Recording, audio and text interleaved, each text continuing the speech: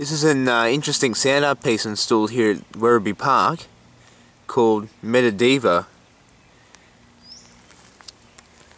Here it is. So you can see it's made up of all these different speaker horns, and each one has its own solar panel. And inside they've each got a chip with, you can hear it there, with bird noise on it, or like a cricket noise, and every so often they go off at a timed interval. You can hear it there. And they're very artificial noises. They're like, digital renditions of bird noises that have been printed on, circuit boards, commercially available ones. They can just pick them up. But the idea is that even though that's the case, and they're very unrealistic, it's still, when you put it in a natural environment, it's still kind of convincing.